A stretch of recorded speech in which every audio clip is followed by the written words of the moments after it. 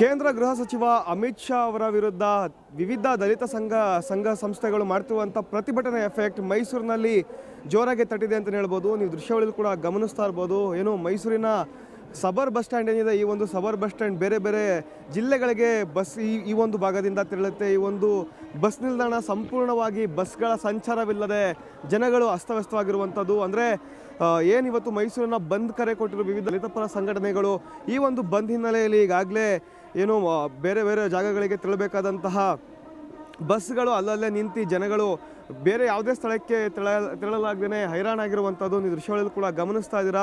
ಬೆಳಗಿನಿಂದಲೂ ಕೂಡ ಅಂದರೆ ಬೆಳಗ್ಗೆ ಸರಿಸುಮಾರು ಒಂದು 6 ಗಂಟೆಯಿಂದಲೂ ಕೂಡ ವಿವಿಧ ಮೈಸೂರಿನ ಬೇರೆ ಬೇರೆ ಜಾಗಗಳಲ್ಲಿ ಸಾಕಷ್ಟು ಒಂದು ರೀತಿಯಾದಂತಹ ಸಂಘ ಸಂಸ್ಥೆಗಳು ಎಲ್ಲ ರಸ್ತೆಯ ಅಂಗಡಿ ಮುಂಗಟ್ಟುಗಳನ್ನು ಬಂದ್ ಮಾಡಿಸುವಂತಹ ಕೆಲಸ ಕೂಡ ಮಾಡಿತ್ತು. ಇದೇ ಹಿನ್ನೆಲೆಯಲ್ಲಿ ಮೈಸೂರಿನ ಕೇಂದ್ರ ಅಂದರೆ ಸಬರ್ ಬಸ್ ಸ್ಟ್ಯಾಂಡ್ ಏನಿದೆ, ಈ ಒಂದು ಸಬರ್ ಬಸ್ ಸ್ಟ್ಯಾಂಡ್ನ ಸಂಪೂರ್ಣವಾಗಿ ಎರಡೂ ಭಾಗದಲ್ಲೂ ಕೂಡ ಬಂದ್ ಮಾಡಿ ಈಗಾಗಲೇ ಪ್ರತಿಭಟನಾಕಾರರು ಕೇಂದ್ರ ಸರ್ಕಾರದ ವಿರುದ್ಧ ಆಕ್ರೋಶ ಕೂಡ ಹೊರಹಾಕ್ತಾ ಇದ್ದಾರೆ. ಇನ್ನು ಬೇರೆ ಬೇರೆ ಭಾಗಗಳಿಗೆ ತೆರಳಬೇಕಾದಂತಹ ಜನಗಳು ಕೂಡ ಇದೇ ಒಂದು ಬಸ್ ಸ್ಟ್ಯಾಂಡ್ನಲ್ಲಿ ನಿಂತು ಅಂದರೆ ಯಾವುದೇ ಬಸ್ಗಳ ಸಂಚಾರವಿಲ್ಲದೆ ಬಸ್ಗಳಿಗಾಗಿ ಕಾದು ಕುಳಿತಿರುವಂತಹ ದೃಶ್ಯ ನಿಮ್ಮ ಕಣ್ಮುಂದೆ ಇರುವಂಥದ್ದು. ಅಂದರೆ ಮೈಸೂರಿನಲ್ಲಿ ಇನ್ನು ಎಫೆಕ್ಟ್ ಸಾಮಾನ್ಯ ಜನರಿಗೆ ತಟ್ಟಿದೆ ಅಂತಲೇ ಹೇಳ್ಬೋದು. ಬೇರೆ ಬೇರೆ ಭಾಗಗಳಿಗೆ ತೆರಳಬೇಕಾದಂತಹ ಸಾಕಷ್ಟು ಮಂದಿ ಈಗಾಗಲೇ ಬೆಳಗಿನಿಂದಲೂ ಕೂಡ ಬಸ್ಗಳಿಗಾಗಿ ಈಗಾಗಲೇ ಕಾಯ್ತಾ ಕುಳಿತಿರುವಂಥದ್ದನ್ನ ನೀವು ದೃಶ್ಯಗಳಲ್ಲಿ ಕೂಡ ಗಮನಿಸ್ತಾ ಇದ್ದೀರಾ. ಅಂದರೆ ಬೇರೆ ಬೇರೆ ಜಾಗಗಳಿಗೆ ತೆರಳಬೇಕಾಗಿತ್ತು, ಆದರೆ ಬಸ್ಗಳಿಲ್ಲದ ಕಾರಣ ಈಗಾಗಲೇ ಕುಳಿತಿದ್ದಾರೆ. ಸಾರ್ವಜನಿಕರನ್ನ ಮಾತಾಡಿಸುವಂಥ ಪ್ರಯತ್ನ ಮಾಡ್ತೀನಿ. ಸರ್, ಎಲ್ಲಿ ಹೋಗಬೇಕಾಗಿತ್ತು ಸರ್? ಏನಕ್ಕೆ ಕೂತಿದ್ದೀರಾ? ಕಿಕ್ಕೇರಿಗೆ ಹೋಗ್ಬೇಕಿತ್ತು. ನಾವು ಕ್ಯಾರ್ಪೇಟೆ ತಾಲೂಕು ಕಿಕ್ಕೇರಿ. ನಾವು ಬಂದಾಗ ಹೆಚ್ಚು ಕಮ್ಮಿ 7 ಗಂಟೆ ಸರ್. 7 ಗಂಟೆಯಿಂದ ವೇಟ್ ಮಾಡಿ ಸ್ಕೂಲ್ಗೆ ಹೋಗ್ಬೇಕು ಪಾಪು. ಆಮೇಲೆ ನಮಗೂ ಹುಷಾರಿಲ್ಲ, ಕಿಕ್ಕೇರಿಗೆ ಹೋಗ್ಬೇಕಿತ್ತು, ಬಂದು ವೇಟ್ ಮಾಡ್ತಾ ಇದ್ದೀವಿ. ಬಸ್ಸೇ ಇಲ್ಲ, ಭಾರಿ ಅನಾನುಕೂಲ ಸರ್ ಇದು. ಈಗ ಪ್ರತಿಭಟನೆ ಮಾಡ್ತಾ ಇದ್ದಾರೆ ಸರ್ ಕೇಂದ್ರ ಸರ್ಕಾರದ ವಿರುದ್ಧ. ಸೊ ಹೀಗಾಗಿ ಎಫೆಕ್ಟ್ ಆಗಿದೆ. ಎಫೆಕ್ಟಿವ್ ಸರ್ ಇದು ನಮಗೆ ಅನುಕೂಲ ಇದೆ. ಒಂದು ನಾವು ಲಾಂಗ್ ಹೋಗೋರು ನಮ್ಗೆ ಗೊತ್ತಿಲ್ಲ ಪ್ರತಿಭಟನೆ ಅಂದ್ಬಿಟ್ಟು, ಇದು ಪರ್ಸ್ನಲ್ ಆಗಿ ಮಾಡ್ಕೋಬೇಕು ಸರ್. ಇದು ಓಡಾಡೋರಿಗೆಲ್ಲ ಈ ಥರ ಮಾಡಬಾರ್ದು. ಸಾರ್ವಜನಿಕರಿಗೆ ತೊಂದರೆ ಏನಾರು ಆಗ್ತಾ ಇದೆ ಸರ್? ತೊಂದರೆನೇ ಸರ್ ಇದು. ವೆಹಿಕಲ್ಸ್ ಬಿಡ್ಲಿ ಬೇಕಾದ್ರೆ ಶಾಂತಿಯುತವಾಗಿ ಮಾಡ್ಕೊಳ್ಳಿ, ಬೇರೆ ಸಪ್ರೇಟು.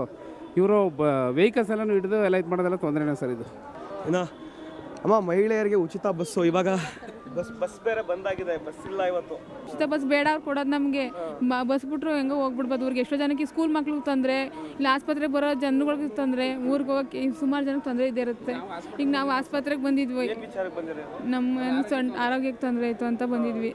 ತೋರಿಸ್ಕೊಂಡು ಈಗ ಸಂಜೆ ಗಂಟೆ ಇಲ್ಲ ಅಂತಾರೆ, ಇಲ್ಲೇ ಕೂತ್ಕೋಬೇಕು ನಾವು. ಅಲ್ಲ, ಈಗ ಊರಿಗೆ ಹೋಗ್ಲಿಕ್ಕೆ ಬೇರೆ ಏನೋ ವ್ಯವಸ್ಥೆ ಮಾಡ್ಕೊಂಡಿಲ್ಲ? ಇಲ್ಲ, ಏನಿಲ್ಲ. ಇವ್ರು ಆಟೋಗಳು ನಾವು ಮಾಡ್ಕೊಂಡೋಗ್ಬೇಕಾಗ್ತದೆ, ದುಡ್ಡು ಕೊಟ್ಟಿಲ್ಲಿಂದ. ವೆಹಿಕಲ್ಸ್ ಏನಿಲ್ಲ ನಮ್ಮದು. ನಾವು KSRTC ಇದರಲ್ಲೇ ಹೋಗೋಕೆ ಬಸ್ಸಲ್ಲೇನೆ. ನೀವೆಲ್ಲಿಂದ ಬಂದಿದ್ದೀರಾ ಅಮ್ಮ? ಏನು ಸಮಸ್ಯೆ? ಏನಕ್ಕೆ ಇಲ್ಲಿ ಕೂತ್ಕೊಂಡಿದ್ದೀರಾ? ಹಳೆ ಕೆಂಪೇನಿಂದ ಬಂದಿದ್ದೀವಿ ನಾವು. ಆರ್ತಿಯು ಕೂಡ ದೇವಸ್ಥಾನಕ್ಕೆ ಹೋಗೋಣ ಅಂತ ಬಂದ್ವಿ, ಬಸ್ ಇಲ್ಲ, ಕುಂತಿದ್ವಿ ಸರ್. ಹಿಂಗೆ ಗೊತ್ತಿರೋದಿಲ್ವ ನಿಮ್ಗೆ ಈ ಥರ ಬಂದ್ ಆಗ್ತಾ ಇದೆ, ಮೈಸೂರಿನಲ್ಲೆಲ್ಲ ಬಂದ್ ಆಗ್ತಾ ಇದೆ?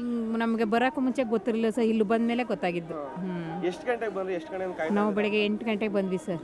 ಈಗ ಏನು ಮಾಡ್ತೀರಾ? ಈಗ ಊರಿಗೆ ಏನು ಮಾಡೋಕ್ಕಾಯ್ತಲ್ಲ ಸರ್, ಕುಂತಿದ್ವಿ. ದೇವಸ್ಥಾನಕ್ಕೆ ಇಲ್ಲ, ಮನೆಗೆ ಹೋಗೋಕ್ಕಾಗ್ತಾಯಿಲ್ಲ ಹಂಗೆ ಕುಂತಿದ್ವಿ. ಸೊ ಇವಿಷ್ಟು ಇಲ್ಲಿನ ಬಸ್ನ ಪ್ರಯಾಣಿಕರ ಮಾತಾಗಿರುವಂಥದ್ದು. ಅಂತಂದರೆ ಭಾಳ ಪ್ರಮುಖವಾಗಿ ಏನು ಮೈಸೂರಿನಾದ್ಯಂತ ಬಂದ್ ನಡೀತಾ ಇದೆ. ಈ ಬಂದ್ನ ಎಫೆಕ್ಟ್ ಸಾರ್ವಜನಿಕರಿಗೂ ಕೂಡ ಬಿಸಿ ಮುಟ್ಟಿದೆ ಅಂತಲೇ ಹೇಳ್ಬೋದು. ಕ್ಯಾಮ್ರಾ ಪರ್ಸನ್ ಸತೀಶ್ ಜೊತೆ ಚಂದನ್ ಬಲರಾಮ್, ಇಂಡಿಯನ್ TV, ಮೈಸೂರು.